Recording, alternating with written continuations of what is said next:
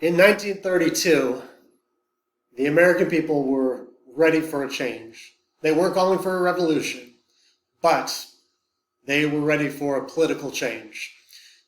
The Republican Party had been in control throughout the entire 1920s. And while it's a mistake to say, well, it's inaccurate to say that the Republicans caused the Great Depression, it's also inaccurate to say that they caused the good economy in the 1920s. Presidents do not have nearly as much power over the economy as Americans always give them credit for. However, the Republican Party took credit for the good economy in the 1920s, and the American population voted for them based on the good economy. So the Republicans tied themselves so close to the economy that when it collapsed, they were going to go down with it. And so it is not economically correct to say that they're responsible for the collapse, but politically, they got the benefits of the good economy, so they were going to get the negative consequences of the collapse. So when the Republicans held their convention in 1932 and renominated Herbert Hoover, they knew they were going to lose. The convention itself was about as exciting as a funeral, about as fun too. And the Democrats, of course, were ecstatic. Regardless of who's at fault or what caused an economic collapse, when the economy collapses in the United States, we virtually always elect the opposing party. Almost always, not entirely always, but Democrats were going to win. And so they were absolutely ecstatic when they met at their convention and nominated Franklin D. Roosevelt. And from the very beginning, he made it clear that he was going to be different. Presidents had never attended the conventions. They were always supposed to pretend that they were not interested in the job and let people go to the convention for them and push for them. FDR, he broke tradition, and he was very clear, I am going to break this tradition just like I am going to break other traditions. Things that we've done that are just for show and don't work. And then he gave one of his most famous statements, I pledge myself to a new deal for the American people. And he used that phrase very specifically. If you know poker, when you get a really bad hand, then you're allowed to ask for a new deal. And you're not changing the game. And by the game, what I mean in this context is not changing the fundamentals of the United States. Representative democracy political system and a capitalist economic system. So they're not changing the fundamentals, but the American people are going to get a new deal because they had been given a bad hand. And he will win in an absolute landslide. It's not the biggest landslide by any means. It's not even his biggest landslide, but he will win. And he will win handily. It's always fascinating to me. If you look at every presidential election, almost every presidential U.S. history, there is about roughly 80% of the population that has already decided what party they are, and they are not going to change. They are not going to budge. Almost 16 million Americans, about 40% of Americans thought Hoover was doing a great job. If you go back to 1864, in the middle of the Civil War, the amount of Americans that thought Abraham Lincoln was doing a bad job, mind-boggling. But Roosevelt will be elected in an overwhelming landslide. Now, Roosevelt, to this day, is one of the most controversial presidents in U.S. history. Just seeing his picture and just seeing the words "the New Deal" elicits strong emotions out of people. And I mean really strong emotions. People judge him based on their political ideology. And if someone tells you what their political ideology is, you can know whether they like the New Deal and will like FDR without them saying anything else. Because, yeah, it's just one of those things that people do all the time. They judge without actually knowing. And he is a very controversial president. He's controversial because he's one of the most powerful presidents in U.S. history.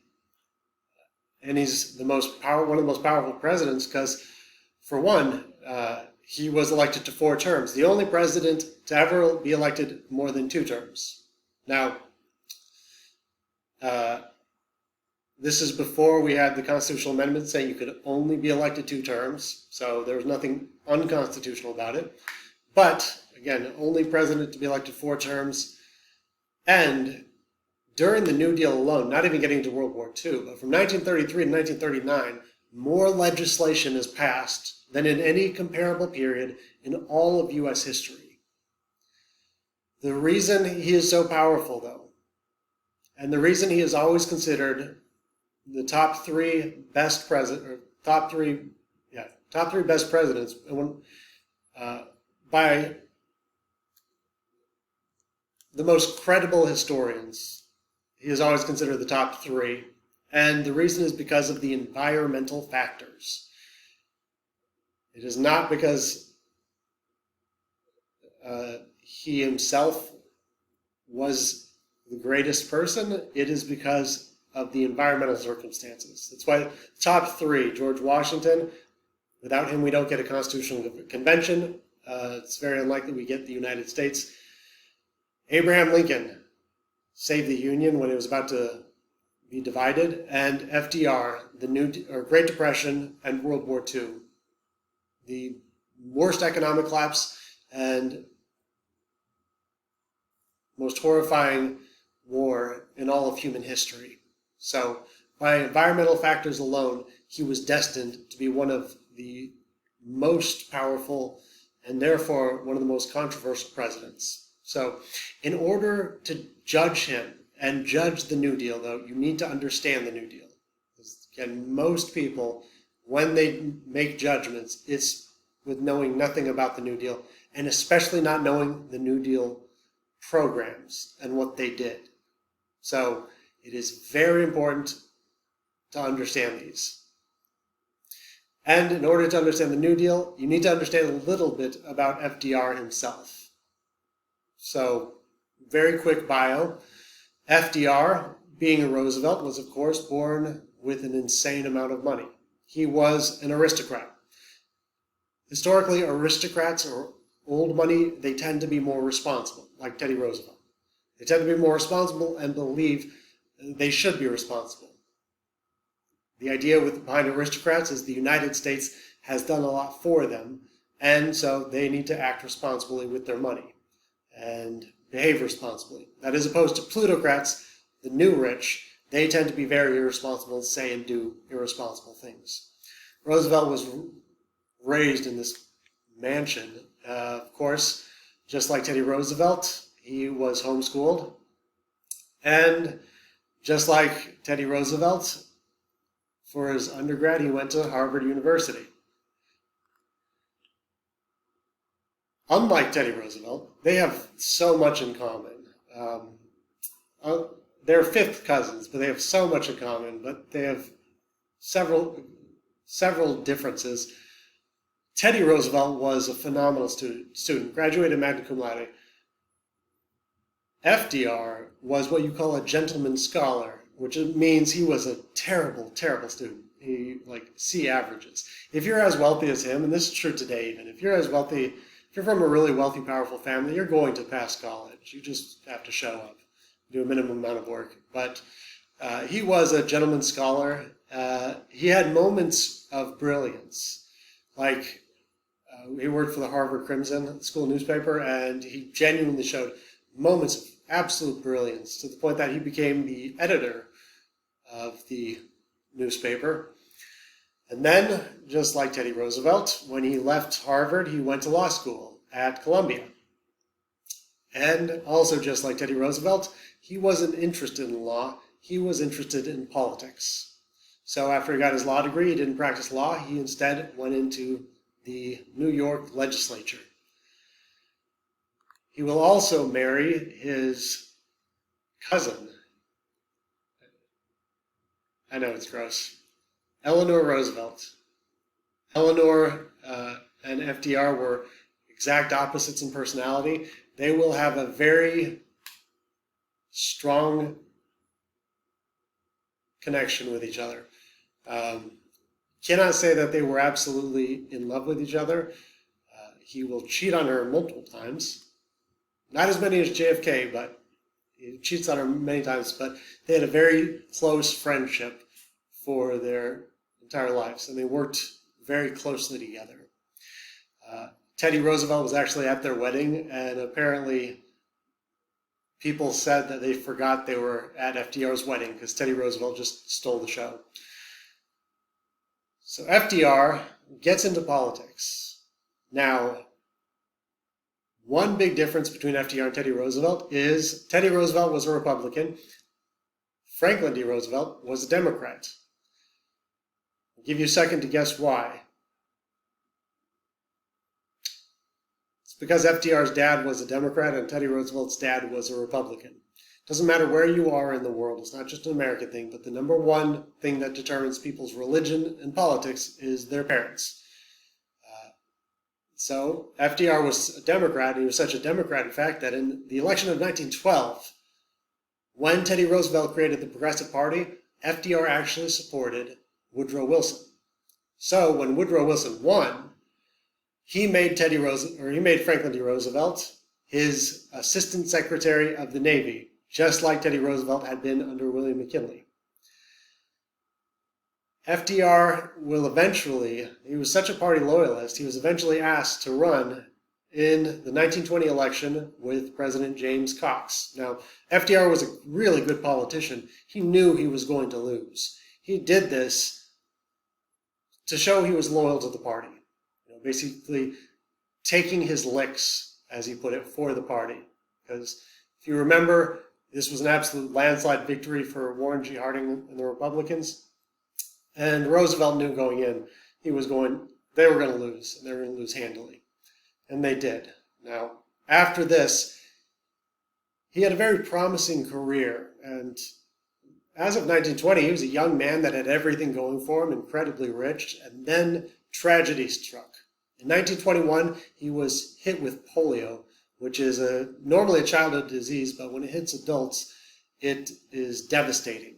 And it was absolutely devastating. Managed to physical toll. His legs started curling backwards. He had to have stints put in his legs, and he could never walk unassisted again. Now, an important thing about him getting polio, though, is it probably actually helped him a little bit in the long run. Before this, he was a young man with everything going for him. But once this happened, for one, he was no longer just a rich kid that had everything going for him. Now, he actually was a little bit of an underdog. He had a disability, and more importantly, he understood suffering because it was a difficult process. It was very difficult.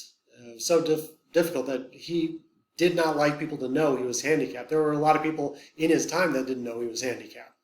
You will find very few pictures of him in a wheelchair or on crutches because, especially during the New Deal, he didn't want people to see him in crutches or in a wheelchair. And that is the other thing about him getting polio, is his level of optimism. It didn't decrease. And that's one thing that's probably one of the most important things he will do for the American public during the New Deal is he is a perennially optimistic person. And why wouldn't you be if you're a Roosevelt? I mean, even if he did nothing the rest of his life and just stayed at home, he can do that. He's insanely wealthy. So he had an optimism that like Herbert Hoover never had. Herbert Hoover and FDR will say some of the exact same lines virtually. Herbert Hoover says phrases like, "We have nothing to fear but fear itself," very close to it. But no one believed Hoover because Hoover didn't project it, because deep down, Hoover didn't believe it as much as Roosevelt did. And so Roosevelt, the polio will set him back for a little bit, but he was just so optimistic it didn't change his temperament. He stayed a very positive, optimistic person, which may not seem like a lot, but during the Great Depression, it was enormously beneficial to the American public. There's a lot of pictures that people think he is with his bodyguard, this giant guy standing next to him. They actually hired a strongman from the circus. A strongman is essentially like carrying Roosevelt. All of Roosevelt's body weight is on him. So that is why that guy is so incredibly large. So Roosevelt will, after a few years out, he will get back into politics and he will become governor of New York throughout the first part of the Great Depression. Now, what's really important to know about Roosevelt is his philosophy or his ideology. Ideology, it's a more negative way to say philosophy, but they mean fundamentally the same thing. If you remember, Herbert Hoover had a philosophy. The U.S. economy had been built by business, so it would be saved by business, and don't give direct relief to individuals because it'll make them weak and make them lazy.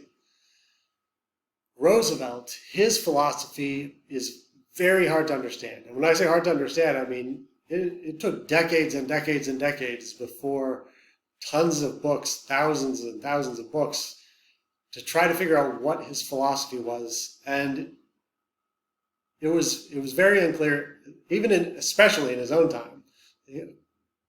Journalists asked him, "What is your philosophy?" He said, "Philosophy, I am a Christian and a Democrat. That's all." Thanks, what does that mean? Based on his words and his actions, we know he stood for four things. We know he stood for four things, and they can all be tied together. But first, the four things that we know he stood for. First, representative democracy. And this is really important to know because he is the only president to serve 4 terms. And so there at the time and since there have been accusations of dictatorship. But again, there is nothing in the Constitution about serving more than 2 terms. It is a practice. And every single one of his elections were free, fair, and open. So there was no tampering with elections or anything like that. He was democratically elected. But he is for representative democracy because that is a fundamental of the United States that we have had in this country since Jamestown, the very beginning. Second, he is for capitalism. And this is another thing that people get wrong all the time. People say he is a socialist, but that is absolutely incorrect. And this isn't a difference of opinion. It is just factually wrong to say he is a socialist. If you're using socialist accurately, if you're using it just to call names, then whatever, go ahead. But in terms of true socialism, government ownership of the means of production and distribution, he was absolutely not. He believed in private enterprise capitalism. And why wouldn't he? It had worked incredibly well for him and his family. It had made him and his family insanely wealthy. And so he will have a lot of opportunities to socialize parts of the U.S. economy. And we'll come back to this. And he never did, and he never once considered it. As other parts of the world were socializing, he will never once consider socializing, nationalizing the U.S. economy. So he believed in capitalism, which again is a fundamental of the United States that we have had since the very beginning at Jamestown. Third, he believed in human dignity. So he believed in this. He said the same things Hoover did. And it's what he raised with, and by all accounts of his own writing and speeches, he did believe that welfare, giving people money would make them lazy, and he did not want that. But he also didn't want people starving to death. He didn't want people spending entire days just waiting in line so they could get food for them and their family. And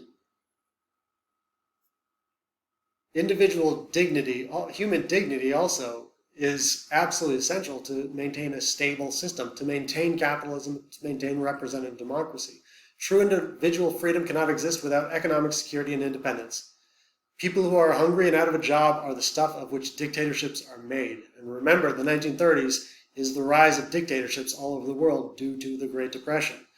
So he believed in human dignity just because he genuinely did not like people to suffer. He had experienced suffering, and he did not like other people to suffer, but also it makes the whole system unstable.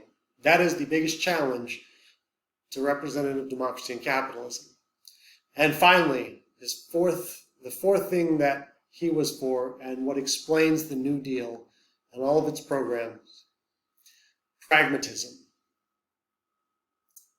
not being ideological. The country needs, and unless I mistake its temper, the country demands bold, persistent experimentation. It is common sense to take a method and try it. If it fails, admit it frankly and try another, but above all, try something. And that is what the New Deal is. If you want to understand the New Deal as a collective whole, it is experimentation. There will be some things that are unmitigated successes, and I don't care who you are, what your political philosophy is, there's some things that everyone can agree were good and worked well. And then there are certain things that are just genuinely, legitimately bad and did not work. And there are so many parts of the New Deal that it was just a bunch of experimentation. But the thing that unites all of these four parts of his philosophy together, and one word that summarizes the entire New Deal, is stability and security. Stability or security, they're synonyms, but all the programs, because there are some programs that don't make any sense on their own, but taken in a collective whole, take all of them together, what he is trying to do, what the New Deal is trying to do, is create a sense of security and stability for the majority of Americans. There's programs that are good for farmers that are bad for everyone else.